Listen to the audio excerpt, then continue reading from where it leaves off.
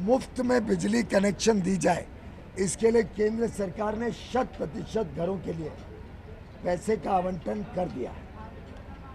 Intensive electrification, जिसमें मजले, टोले, धानी इन सब तक पहुंचे बिजली, उसके लिए लगभग 70,000 गाँव के लिए पैसा आवंटन कर दिया।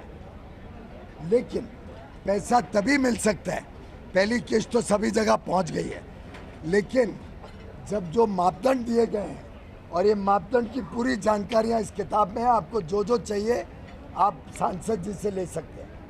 हर एक मापदंड क्या क्या करना पड़ता है जिससे पैसा का एक्चुअल यूटिलाइजेशन सर्टिफिकेट हो, क्वालिटी का सर्टिफिकेट हो कि क्वालिटी में कोई कमी नहीं है, जो जो साइन बोर्ड लगने हैं कि केंद्र सरकार ने ये विद्युतीकरण के लिए योजना लाई है, उसके अंतर्गत काम हुआ है। अगर ये सब मापदंड पूरे हो जाए और देश भर में इसका पैसा जा रहा है, उत्तर प्रदेश में भी जैसे जैसे अधिकारी इसकी सर्टिफिकेट देते हैं वैसे वैसे पैसा पहुंच जाए। मंत्री जी 2012 में शिलान्यास रखा गया था। मैं कोई शिलान्यास नहीं रखा, आप मैंने स्पष्ट कर दिया। मैं आज धरातल पे काम शुरू करने आया हूँ।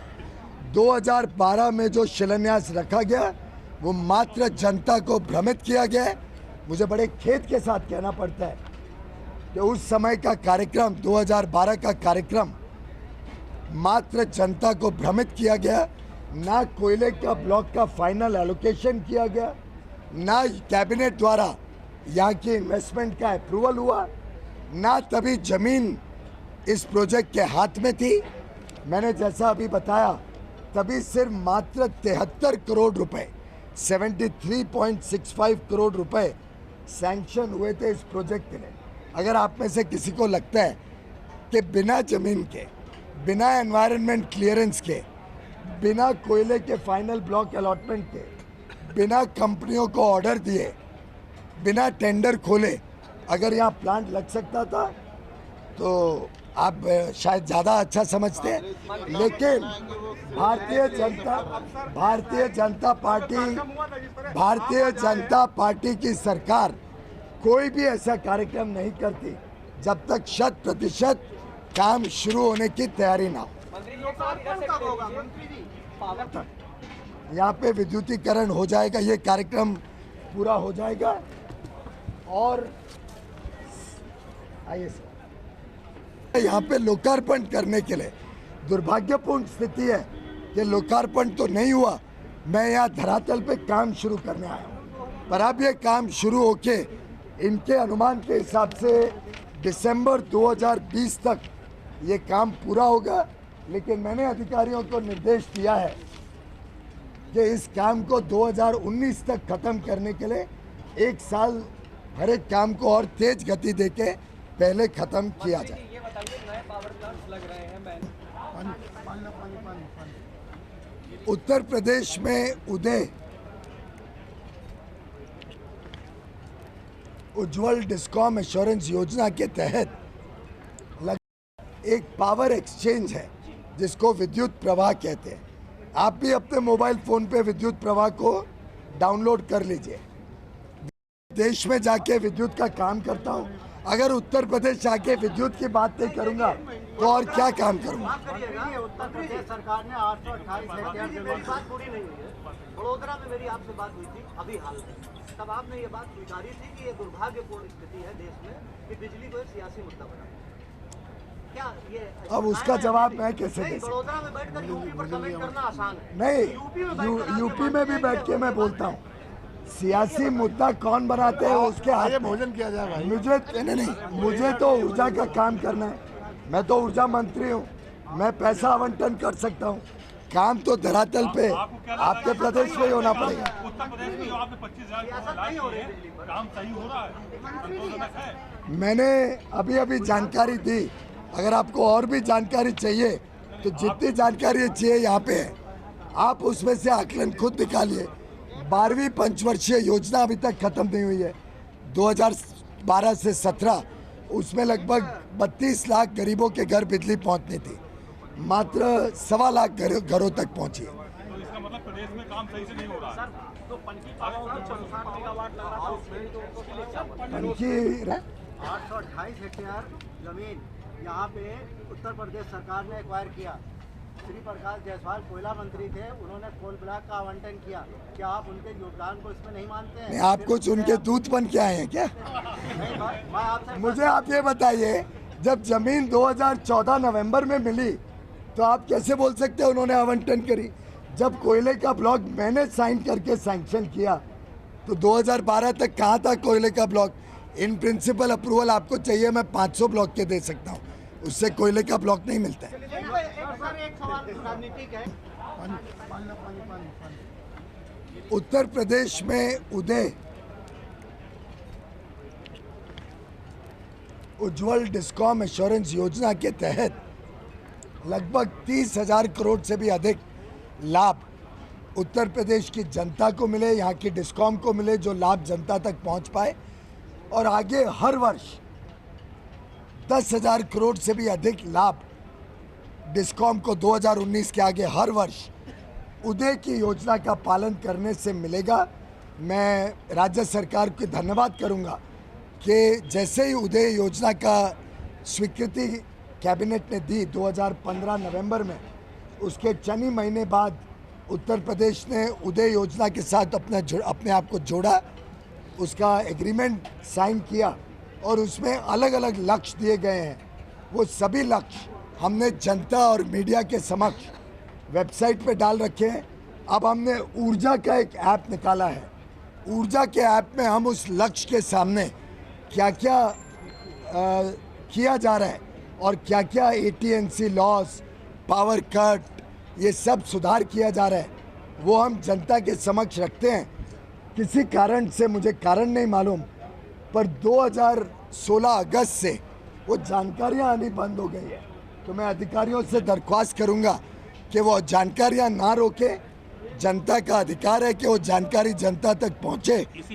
हाँ, तो मेहरबानी करके अगस्त के बाद जानकारी आई नहीं है तो सभी जानकारियां दी जाए, जिससे ऊर्जा ऐप में लेटेस्ट रियल टाइम इंफॉर्मेशन जनता को मिले। और देखिए, मेरे भी काम में कोई कमी होती है तो मैं सीधा वेबसाइट पे डालता हूँ। मैं ऐसा नहीं करता हूँ कि महाराष्ट्र के में कोई कमी हो तो वो छुपाऊँ, गुजरात की कमी छुपाऊँ और उत्तर प्रदेश की रखूं। पूरे देश की, हर राज्य की, कोई भी राज्य सरकार हो, जैसा माननीय ऊर्जा मंत्री जी ने कहा, कोई भेदभाव नहीं करता हूँ। कोयले के आवंटन में कभी भेदभाव नहीं किया। उत्तर प्रदेश को मैंने कोयले के ब्लॉक का एक और आवंटन किया है। यहाँ का तो मैंने बताया, साउथ पचवाड़ा 54 करोड़ टन का ब्लॉक, मैंने एक और ब्लॉक दिया है यहाँ पे उत्तर प्रदेश को। पेपर देना मुझे। शहरपुर जमरपानी, उसमें 73 करोड़ 73 करोड़ टन के कोयले की कैपेसिटी है। जबकि उत्तर प्रदेश को पहले कांग्रेस की सरकार ने एक छोटा ब्लॉक दिया था, उस ब्लॉक में शायद 20-22 करोड़ टन कोयला था। मैंने उस 20-22 करोड़ टन के कोयले का ब्लॉक जब सुप्रीम कोर्ट द्वारा अवैध किया गया, अवैध घोषित किया गया, रद्द किया गया, क्योंकि उसमें भ्रष्टाचार हुआ था, उस समय के सभी कोयले के ब्लॉक्स को रद्द किया गया। उसके बदले 22 करोड़ के सामने 73 करोड़ टन के ब्लॉक का मैंने आवंटन उत्तर प्रदेश को किया। किसी प्रकार का भेदभाव कोई सरकार, कोई राज्य के साथ इस सरकार ने नहीं किया है, बल्कि पूर्वी राज्यों को अधिक सुविधाएं मिले, अधिक पैसा का आवंटन हो, अधिक लाभ पहुंचे, जिससे पूर्वी भारत भी विकास से और प्रगति से वंचित नहीं रहे। ये हमारा काम। एक पावर एक्सचेंज है जिसको विद्युत प्रवाह कहते हैं। आप भी अपने मोबाइल फोन पे विद्युत प्रवाह को डाउनलोड कर लीजिए। विद्युत प्रवाह में, पावर एक्सचेंज में पूरे समय जानकारी मिलती है किस दाम पे कितनी बिजली उपलब्ध है, और उसमें से बिजली जब भी कोई राज्य को कमी पड़ती है वो खरीद सकते हैं। अभी के समय, अभी ये क्षण 2:06 हुए आपकी घड़ी में, 2:06। तो जो 2 बजे से 2:15 बजे का स्लॉट है 15 मिनट का, उसमें पावर एक्सचेंज में अभी के समय ₹2.40 में उत्तर प्रदेश, बिहार, झारखंड, सिक्किम, पश्चिम बंगाल, अरुणाचल प्रदेश, छत्तीसगढ़, उड़ीसा, मध्य प्रदेश राजस्थान, उत्तराखंड, बिहार सब में उपलब्ध है।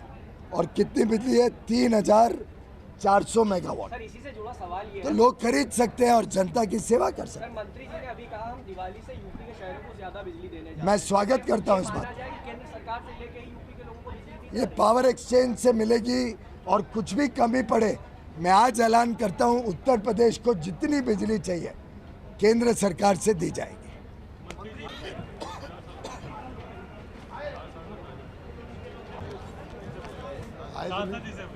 ये कि प्रधानमंत्री श्री नरेंद्र मोदी जी ने, जिन्होंने स्वयं गरीबी, अंधेरा अपने जीवन में व्यतीत किया है, महसूस किया है, उन्होंने जब कमान संभाली भारत की, तब सबसे पहली और प्रमुख निर्णय और घोषणा ये की कि 2022 तक पूरे देश में हर घर तक 24 घंटे बिजली पहुंचेगी, किसानों को पर्याप्त बिजली मिलेगी, औद्योगिकरण के लिए पूरी तरीके से बिजली मिलेगी और भारत डीजल जनरेटर और इन्वर्टर और केरोसिन लैंप से मुक्ति पाएगा।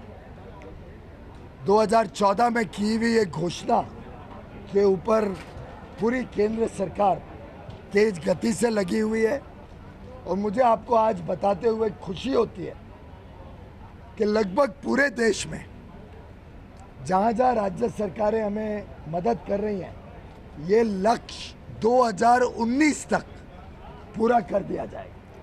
2019 यानी पुराने लक्ष्य से 3 साल पहले पूरे देश में हर जगह जहाँ राज्य सरकार का हमें पूर्ण सहयोग मिले, हम बिजली पहुंचा देंगे हर घर तक। और मुझे पूरा विश्वास है कि उत्तर प्रदेश की जनता, जो लगभग आज 7 दशकों तक विद्युत से वंचित रही है, 2015 में जब आंकड़ा निकाला तब पता चला लगभग 1,80,00,000 घर ऐसे हैं सिर्फ उत्तर प्रदेश में, 1,80,00,000 घर जहाँ बिजली पहुंची नहीं है। इन सभी घरों तक बिजली पहुंचे और ये लक्ष्य 2022 नहीं 2019 तक किया जाए, इसके लिए मैं राज्य सरकारों, सभी राज्य सरकारों से अनुरोध करता हूं।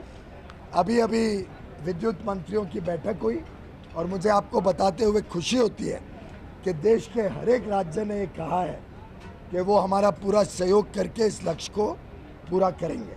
मुझे आज आपके एमडी साहब ने भी आश्वासन दिया है कि उत्तर प्रदेश में हमारा सहयोग करेगा, क्योंकि ये जो अभी तक के आंकड़े जब मैं देखता हूँ तब मुझे बड़ी दुख होती है। अब ये आप चार्ट देखिए, नए गांव तक बिजली पहुंचाने का काम, आखिर पैसा तो पहले ही निर्धारित हो गया था, आवंटन हो गया था। 2009-10 में मात्र 56 गांव 2009-10 में, 10-11 में 23 नए गांव, 11-12 में 0,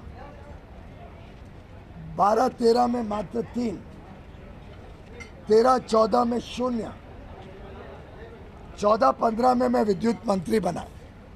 कुछ समय लगा समझने के लिए क्या काम हो रहा है, फिर तेज गति से एक एक राज्य सरकार से पीछे पड़ा के काम शुरू हो, और एक ही वर्ष 15-16 जो मेरा पहला पूरा वर्ष था, उसमें लगभग 1305 गांव तक विद्युतीकरण हुआ। तो मैं इसके कहने का तात्पर्य ये है कि अगर सभी लोग मिल के काम करें और पूरा सहयोग मिले तो ये संभव है कि 2019 तक हर घर तक बिजली पहुंचे और इस देश के कोई विद्यार्थी को अंधेरे में ना पढ़ना पड़े। जैसा प्रधानमंत्री मोदी जी ने एक बार कहा था और एक तरीके से कविता के रूप में कहा था कि माना अंधेरा घना है, माना अंधेरा घना है, लेकिन दिया जलाना कहाँ मना है। तो ये लक्ष्य लेके हम चले हैं और मुझे आप सबसे बताते हुए खुशी होती है कि अब 2022 नहीं 2019 तक ही पूरे देश में 100% विद्युतीकरण का काम पूरा हो जाएगा। विद्युतीकरण का काम मैं केंद्र से आके एक एक घर तक तो बिजली नहीं पहुंचा सकता हूं, कनेक्शन नहीं दे सकता हूं। एक एक गांव में कनेक्शन तो मुझे राज्य सरकार के ऊपर ही निर्भर होना पड़ेगा। तो मैं समझता हूं कि हर एक व्यक्ति चाहता है कि विकास उस तक पहुंचे, और आज जनता भी चाहती है कि विकास की प्रवाह से वंचित नहीं रहना चाहती है। और मुझे पूरा विश्वास है कि इस देश में हर राज्य और हर घर तक ये काम पूरी तरीके से होगा। मंत्री जी एक चीज बताइए, योजना के लिए 1 साल